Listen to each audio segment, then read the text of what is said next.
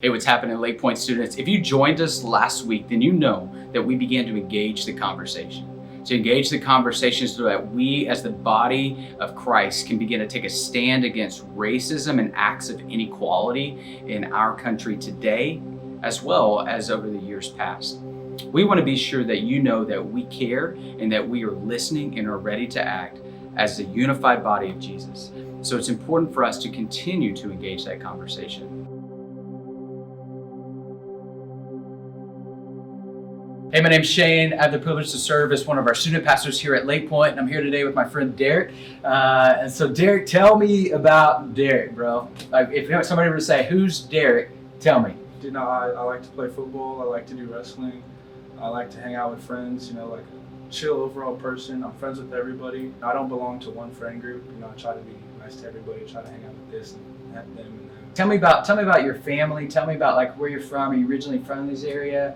Just give us a little picture. All right. So originally, I was born in Kansas, and my parents tell me about, oh, you lived in Oklahoma like during this time, but I don't remember that. What I remember I lived in Kansas, and then all the way up until I was probably like 7, 8 years old. It was just me and my mom, and then some things happened, and then I moved to go live with my dad, and then like there was a period of like back and forth, you know, this school to this school, Texas to Kansas, and then eventually I started staying with my dad.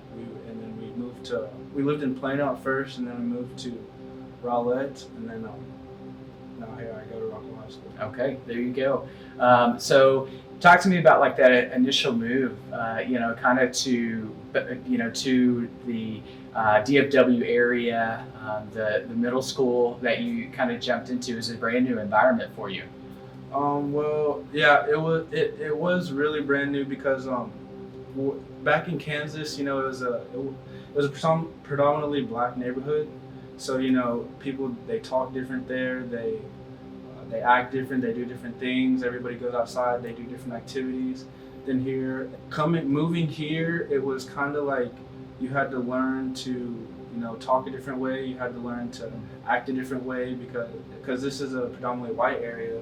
So it's like some of the things I would say with my boys back in Kansas, you know, they can't say over here, or some of the things that I find fun down there, nobody finds fun down here. So I kind of had to change myself, but eventually it just kind of like, you know, became normal. Yeah.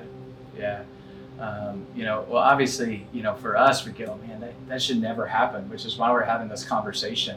And so for you, Deyreck, we want our peers, our students to see, like, man, like this racism topic, this is a real deal. It's an active thing. And like, so share like a time that maybe that you felt judged or looked down upon because of the color of your skin. Things like that happen on a day-to-day basis, but since it happens so much, it just becomes normal. There are some times that stuck out more than others. You know, sometimes that affected me or like stuck in my mind more. But then there's other things where it's just like, that's just how it is. You know, like you go to a store and you gotta walk around. You gotta stay in the open. You can't look around too much, or you know, I might catch an employee looking at me like I'm gonna steal something. Or there's one time like I went to where I was at Walmart, and there's the dude in front of me, a white man, you know, goes, buys everything at self-checkout, and then cart full of items, and then the guy that says bye to you when you walk out, he's, you know, have a nice day. And then I had 3 boxes of it was like yarn that we were using to make masks because of all the corona and everything. And so she watched me go check it out at the self-checkout, and when I walk out, she stops me to check my receipt. And it's just like, you know, like what was that for? You know, the guy in front of me, the guy behind me. But yeah. There's other things like at school, at the end of the semester, we get our GPA. And I remember one time I went down to the counselor's office. I go to get my GPA, and it was a pretty high GPA. And then so the lady, she's looking at me, and then she's like, are you trying to verify if it's me or not? Because she saw the number, and then she looked at me, and you know, something wasn't matching up in her head. So it's just like, it's just those things like why does that happen? Yeah. If I was him, would you?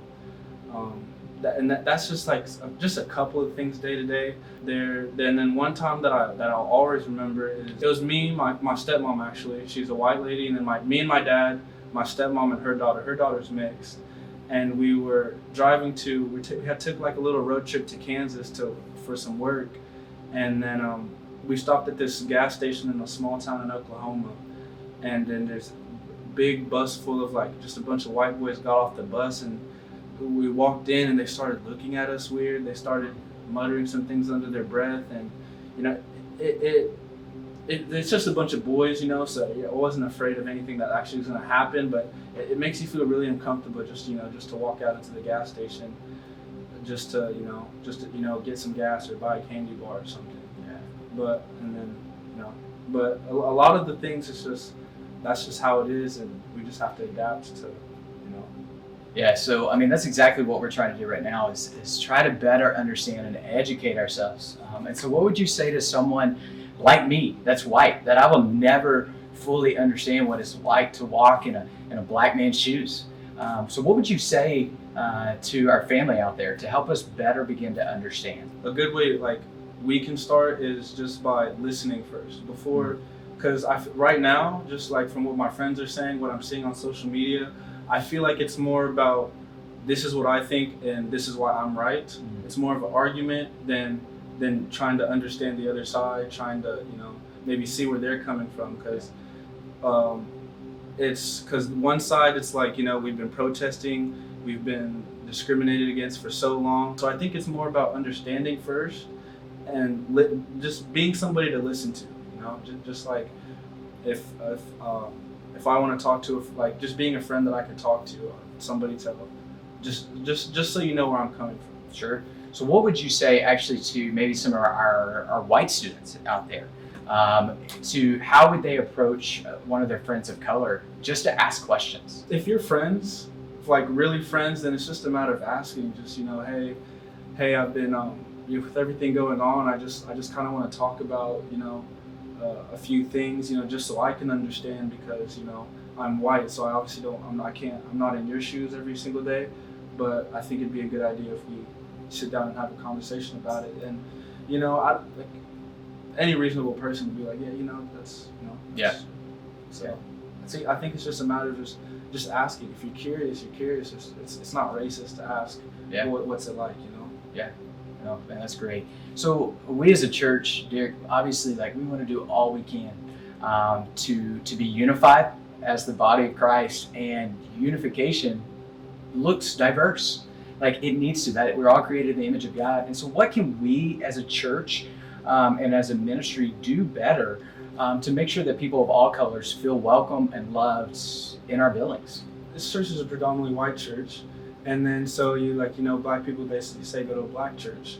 So I think one idea I had was having a black pastor, a black leader, and then so to invite more black people to come, because I feel like Lake Point does a really good job of making everybody feel welcome. Mm-hmm. But if it's one black person and a group of white people in a room, you still kind of have that sense of you're uncomfortable. Yeah. But so if we have a black pastor, it's the same service, but as a black audience, I feel like I can relate to this guy more than a white guy saying it. So, and then I feel like that could add more diversity to the church. Whether it's the people just come when the black pastor's preaching, and they don't come when the white guy's preaching. It's they're still coming at least. Still getting the same service. They still feel that same connection. Yeah. Just different forms. For sure. Man, I appreciate that. I appreciate your wisdom in that, Deyreck. So thanks for your time, bro. You're the man.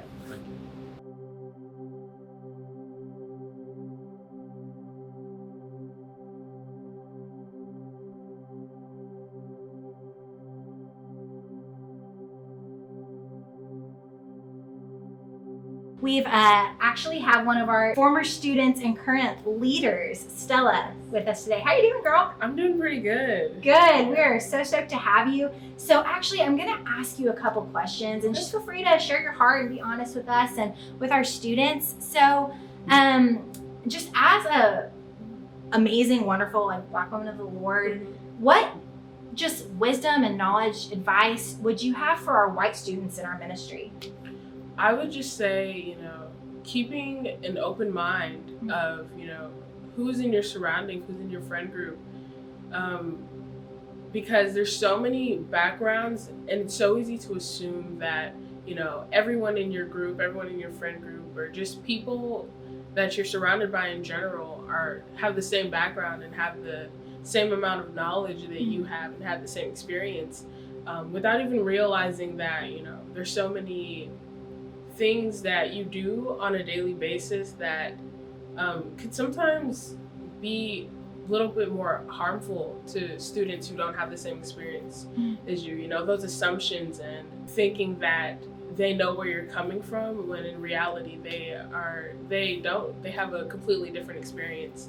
And just being open-minded to those who are not like you and who may be different, and also being just a pillar for them, being not always just being heard, but being the one that listens, and just making sure that you're always there for them, making sure that you're always where they need you to be, as just as a friend, just not even just as like a white student with black friends or friends of color, just as a good friend, ready to listen, ready to be there, just so they can have their voices be heard, Yeah, that's awesome. What advice would you have for our Black students then? Recognizing that, you're not as alone as you feel. Yeah.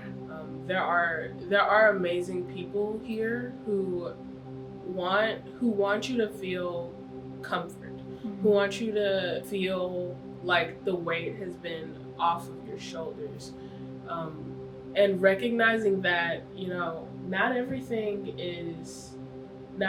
has to have you on edge, and also realizing that if there is a place where you feel like the only one, sometimes being that first, like sticking around for someone who looks like you, who comes in and they know that they're not alone, because we all know what it feels like to be the only person, and to be out of place, Yeah. But as soon as you see someone who looks like you, as soon as you see someone who acts like you, you feel that comfort, So being where you are and improving that environment for those who come after you, and not being afraid to speak your mind. You shouldn't have to walk on eggshells to talk about your feelings and how something makes you feel.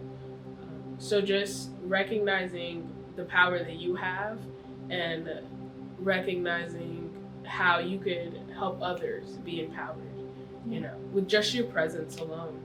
It's an amazing thing. Yeah, that's so good, Stella. So you were a student in this ministry. You're now a leader. I want you to kind of think back. What is something that you wish maybe a leader would have said to you as you grew up in this ministry that would have benefited you? I am supposed to be. Growing up, I had an amazing group of girls who loved me and I loved them back. It was an unconditional friendship. But sometimes I felt out of place. There were some things that I wanted to talk about and I felt like I couldn't talk about. And there were times that I wanted to leave and that I wanted to be with people who, relate to me. But then seeing those people, those younger kids who come after me, and as soon as they see me or they feel like they can talk to me, be what you needed, If you come into a room and you're by yourself, the first thing you think shouldn't be, I'm gonna leave and be with other people, It should be, I'm gonna stay and be that for someone who needs it, because I needed it when I was that age, or when I was in that position. So just recognizing how you felt in that situation, and try to be a leader, even if that person is the same age, is younger, is older than you. Yeah. We all felt alone, but having that person who you just see and you're like, whew, okay, Yeah. and just being there is so much more important than being surrounded by people who look like you sometimes. Yeah, gosh, Stella, thank you so much. I wonder if you'd be comfortable just saying a word of prayer. Yeah. Thank you, Lord, for giving us the resources to be able to reach out to students and to be able to diversify our surroundings and our environment, Lord. You have placed students here for a reason. You have placed us all in specific areas for a reason, Lord. And I pray that you use us and that you also teach us when we should be silenced, Lord, so that we can listen to those who need to speak, so that we can empower those who feel like they don't have power, Lord. I pray that you humble us so that we may be able to raise others up and know how they feel, Lord. Lord, we'll never know how everyone feels and what everyone is going through, but you do, Lord, and I pray that you use us to help them achieve, love, and use us to love them like you love them, Lord. And just be with us as we continue to look out for those things, Lord, because we're not perfect, but you are. And you know every creation that you made. And I pray that you just walk with us through these trying times, Lord, and just walk with those who are feeling alone, Lord.